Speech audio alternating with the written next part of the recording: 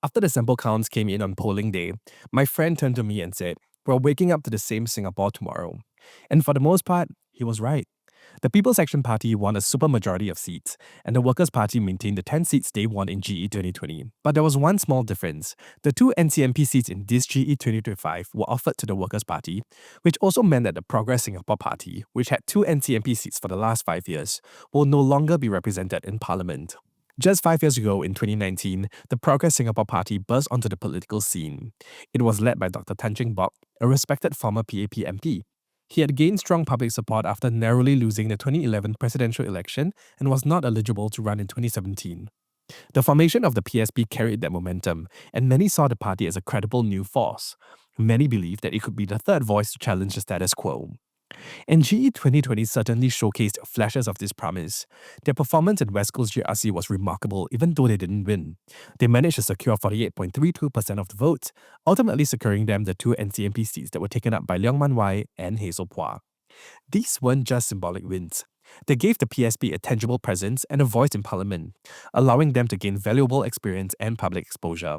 A lot of people thought that the PSP would build on this momentum and do well this GE 2025.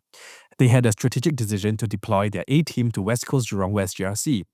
Leong Man Wai and Hazel Phua have also become household names, and they announced that this would be Dr. Tan Cheng Bock's final election. The hype was real, and for so many voters, it seemed like history would be made for the PSP this time.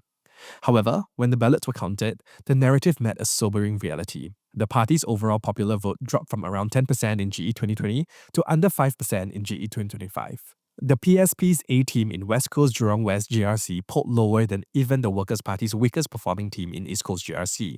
The results is very shocking to us.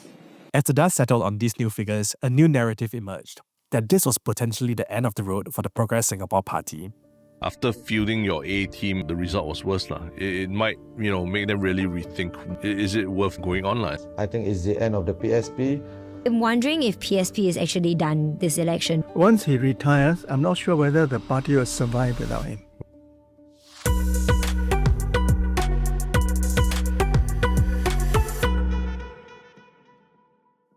Hi, I'm Joel, the host of Political Prude, the podcast. My team and I covered GE 2025 extensively, and since the election results came out, there has been one thing that I kept coming back to, the PSP. I couldn't stop thinking about them. Because how did a party that once felt like the future suddenly feel like the history? In this video essay, I want to examine the PSP's performance as well as their paths moving forward. What went wrong, what might still be going right, and whether or not this is really the final chapter. Before we dive into what lies ahead for the party, let's examine the factors that led to their poor performance this election. One of the most discussed factors is leadership succession.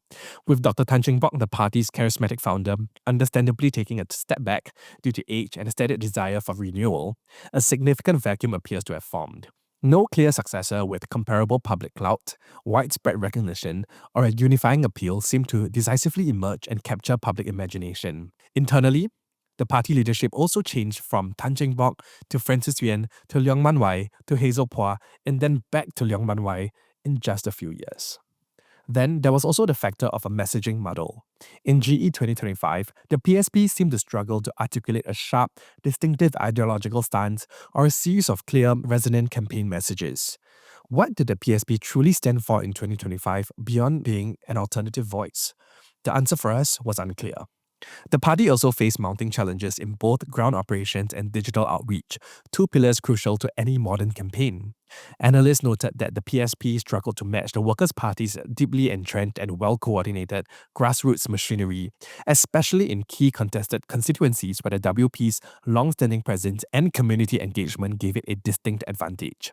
At the same time, PSP appeared to be outpaced in the digital space by newer parties, candidates, and political movements that demonstrated sharper instincts for social media, effectively leveraging platforms like TikTok, Instagram, and independent podcasts to build momentum and connect with younger voters. Despite the PSP's relatively strong social media presence during the 2020 elections, when Dr. Tan connected with younger audiences through relatable content and the Hypebeast Akong moniker, this momentum did not fully carry over into 2025, where most of us in the digital space felt that the party was relatively quiet compared to their counterparts, who gave us very quotable sound bites and electrifying and memorable campaign speeches. Now, let's explore why it's the end of the road for the PSP. Reason number 1. We've seen all of this before with the SPP. It's often instructive to look at historical parallels, and in Singapore's political history, the story of the Singapore People's Party or SPP exemplifies the perils of failing to evolve beyond a dominant leader. Many of us will remember former opposition MP Mr. Chiam See Tong. For years, the SPP was a formidable force, and it was almost entirely synonymous with his iconic leader and his unwavering support base in Potong Pasir. Chiam See Tong was a political titan, a symbol of opposition resilience. However, the SPP faced immense difficulties in building a sustainable leadership pipeline that could thrive independently of Chiam. Much like the PSP's early reliance on Dr. Tan's brand, the SPP was heavily dependent on its leader's popularity and political capital. Once Chiam stepped away from the forefront of active politics, the party's relevance and electoral fortune saw a significant decline. And this is a flashing warning sign for the PSP. Without concerted efforts towards generational renewal, without building robust institutional structures that are not solely reliant on one or two personalities, the PSP risks a similar fate to the SPP. Reason number 2, funding challenges. Now, this election, Dr. Tan revealed that both NCMPs gave their entire salaries to the party because the party was poor. You know, the two of them, they gave all the salaries to us. Thus, the loss of the NCMP seats delivers an immediate operational blow, primarily through the loss of its funding. The NCMP allowance is more than just a salary for them. For an opposition party like the PSP, it is a financial lifeline that supports everything from political research to community outreach programs and basic operational costs. Without this steady stream of financial resource, the PSP's ability to function as a professional political organization is significantly hampered. It will be much harder to sustain long-term projects, support staff, or mount effective campaigns, forcing the party into a leaner, more volunteer-reliant mode that makes competing with better-funded rivals an uphill battle. Reason number 3, the loss of a national platform. Perhaps most importantly, losing the NCMP positions means that the PSP has lost its national representation in Parliament. For the past 5 years, Parliament provided a guaranteed stage for the party to stay in public consciousness, debating ministers, scrutinizing legislation, and building the national profiles of its key figures. Without this regular visibility, the party risked becoming irrelevant in Singapore's political discourse. They must now fight for media attention and find alternative and likely less effective ways to make their voices heard. This transition from being an active participant in the room to an observer on the outside is a massive challenge to sustaining momentum and relevance until the next election. Reason number 4. Recruitment challenges. The PSP will now face challenges in recruitment in an increasingly competitive opposition landscape. Any promising new candidate looking to enter politics now has more established or viable alternatives. The Workers' Party, with its entrenched presence in Parliament and reputation as the leading opposition force, is the most likely destination for ambitious new faces. For charismatic individuals with a strong personal brand, running as an independent can also be a more attractive option than joining a party, and we've seen this with the success achieved by Jeremy Tan and Darrell Low this election. For the PSP, the appeal to join is dwindling. With no parliamentary seats, reduced funding, and the departure of its famous founder, there is little incentive for top-tier talent to sign on. This inability to attract the next generation of leaders creates a vicious cycle, preventing renewal and accelerating its slide into political irrelevance. Now, let's look at the reasons as to why it's not really the end for the PSP. Reason number 1, the PSP is still young, and that matters. It's easy to look at those factors and write the party's political obituary. However, to declare it the end would be to ignore one critical variable that distinguishes it from other parties that has faded over time. The Progress Singapore Party is still, in political terms, incredibly young, and that matters. The PSP have only contested in 2 general elections, just 2 electoral cycles. In the lifespan of political parties, that's barely out of infancy. Compare this to the decades that the Workers' Party or even the Singapore Democratic Party have had to build their foundations, experience setbacks, learn from them, and painstakingly rebuild. Setbacks, especially for new political entities, are almost a rite of passage. These are the growing pains. And the GE 2025 results, as bruising as they might be for the PSP, still provide an invaluable data set. When you look at these results, it's easy to see it as a story of defeat, but I think that's missing the bigger picture. The good news for the PSP, if you can even call it that, is that there is still time and room for vital adjustments. their focus should probably shift towards urgently grooming the next wave of leaders. What they seem to need are not just more candidates, but genuinely charismatic and capable individuals who can connect with a diverse and I think increasingly more discerning electorate. And actually, in this GE 2025, we got a glimpse of what that could look like. Reason number 2, there's potential in their new faces. Now, in my opinion, the one person from the party that made the biggest impact this election was Stephanie Tan. Upon her introduction, her profile already raised some eyebrows in a good way. She was a former lawyer who stepped back from a career for 9 years to become a homemaker and is now entering politics. Her performance on CNA's roundtable also gained her brownie points with Singaporeans. She came across as calm and articulate with a kind of quiet confidence. You get the sense that party leadership felt that they had someone of substance, and putting her on the national stage felt like a deliberate signal. It seems to me that this is the exact kind of relatable modern profile that a party could build around. It almost feels like a missed opportunity that her story wasn't amplified more. Showcasing a fresh face like hers could have been a powerful way to respond to the persistent question that the PSP always faces. What happens to the party after Dr. Tan? So I'm actually recording this as an add-on because the week we originally wanted to release this video, the PSP organized a press conference announcing a leadership renewal that gave us some clarity about the next steps. And we thought that adding these new segments would help make this video stronger. The good news is they're not waiting around to start. The recent leadership renewal, with Dr. Tan stepping aside and the party actively co-opting new candidates like Stephanie Tan, Sani Ismail, and Lawrence Peck into its central executive committee, signals a clear shift in mindset. It's no longer just about riding on the legacy of one man, but about planting seeds for a future PSP that is broader, bolder, and built to last. At the press conference, the party leadership doubled down that they will focus on new talent, digital presence, and ground engagement. And this suggests at least that the party is taking lessons from GE 2025 seriously. And that is worth paying attention to. The party may be down, but to me, they're certainly not out. If anything, we might just be witnessing the messy but necessary beginnings of a political coming-of-age story. And if they play their cards right, the next few chapters could be their most exciting yet. Now, one promising sign is the appointment of Lawrence Peck, a former SecGen of the Singapore Manufacturing Federation, to the party's leadership body.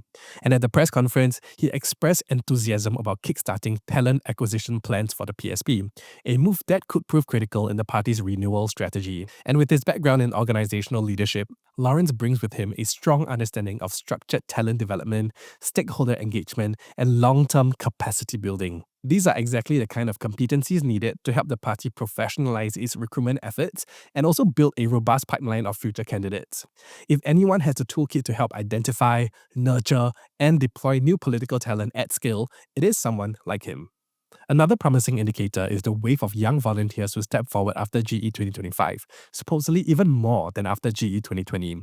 This was revealed at the press conference too, and according to the party, they believe that these new faces were inspired by Stephanie Tan during the election.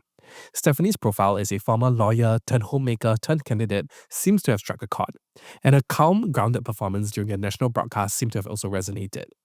This influx of youthful energy is an indicator of the party's potential to connect with the next generation. And if they're able to harness this enthusiasm and channel it into meaningful roles within the party, the PSP can build a strong grassroots foundation that's energized by the zest of the youth.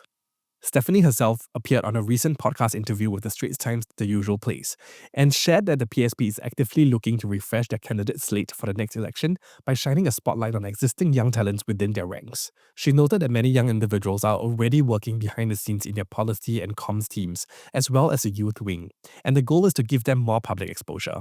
Indeed, post-GE 2025, we started seeing new, younger faces officially representing the party at notable events like the Labor Day Rally and Pink Dot. One of these promising individuals is Samuel Lim, a practicing lawyer whom the public first met during GE 2025 in an interview with the Business Times spotlighting young party volunteers. He leads the PSP Youth Catalyst and is notably younger in age at 30 years old. While of course it remains to be seen if he will ultimately become a future candidate, his increased visibility at least signals that the PSP does possess a quality pool of young talent that the party intends to offer more public platforms in the future. This direct effort to showcase and groom new faces, as Stephanie alluded to, is crucial for tackling the perception that the PSP is primarily It's a party of older uncles like. If they can aggressively promote strong, new faces more, the party can show that a foundation is being built to last beyond its founder. It's all about building confidence in the party as a respectable institution that is here to stay. Reason number 3. A sizable number of people still support them.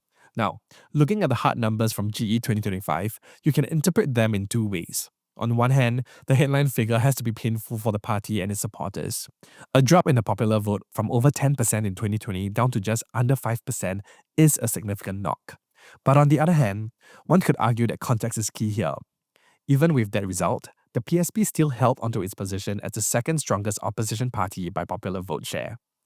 In total, over 117,000 people voted for the PSP in the 6 constituencies they contested in. This suggests that a segment of the electorate, however diminished, still views the PSP as a credible option enough for them to cast their vote for them. They aren't starting from scratch, and the PSP should leverage this supporter base to navigate the challenges ahead. So, the big question now is, where do they go from here? In my view, the path forward involves the difficult but necessary work of carving out a more distinct ideological position. I don't think it's enough to simply be an alternative to the PAP. They need to stand for something clear. Should they try to own the space of pragmatic centrism, offering data-driven moderate policies? Or could they become the passionate champions for a specific issue? These are huge strategic choices, and finding that clarity, that political identity seems vital if they hope to turn the lessons of GE 2025 into a launchpad for a more resilient future. So if GE 2025 isn't a full stop but rather a critical juncture, what concrete steps must the PSP take to script a more successful next chapter? The overarching theme here must be to rebuild with intent. This isn't just about superficial changes, it's about fundamental strengthening from the ground up. First, establishing a clearer, more visible, empowered leadership structure is non-negotiable. The public needs to see a cohesive team at the helm with clearly defined roles and a collective vision. Who are the new faces of the PSP moving forward, and what unique strengths do they bring? Next, the PSP needs to maintain relevance outside the formal stage of parliament. Without the NCMP seats, the party loses its most direct line to public attention. There are no parliamentary speeches to be reported or no debate soundbites to generate headlines. The challenge here is to remain part of the national conversation for the next 5 years without the platform that the parliament provides. And this is where they could look at a case study in someone like independent candidate Jeremy Tan. After the election, he didn't just fade away. He's been appearing on podcasts like CNA's Deep Dive, The Daily Catch-Up, and Comfort and Growth podcast. His strategy to continue building his following for the next GE is clear: building visibility by appearing in as many media platforms as possible. He's a prime example of how you can build and maintain a profile outside of the elections. The PSP can learn from this and secure various media appearances for their representatives, or even create their own content series since they already have a sizable following.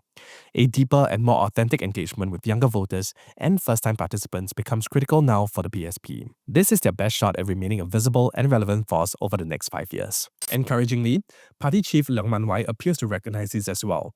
At the press conference, he declared, "We are launching a renewed party today, outlining 4 key areas for this renewal: nurturing new leaders, building trust with Singaporeans on the ground, helping people better understand government policies, and perhaps most crucially in this context, making its voice louder online." At the very least, it reflects the party coming to terms with its new reality and choosing to make the most out of it by doubling down on the platforms it still has and can build, rather than just sitting back and dwelling on the one it lost. Stephanie Tan also echoed this on The Usual Place. Apart from the party focusing on renewal through giving new and younger leaders more public-facing opportunities, the party will also continue to build trust with Singaporeans on the ground and online. She shared that the PSP will maintain a more consistent presence outside of election periods and conduct targeted social outreach events to better understand community issues and identify gaps in government policies.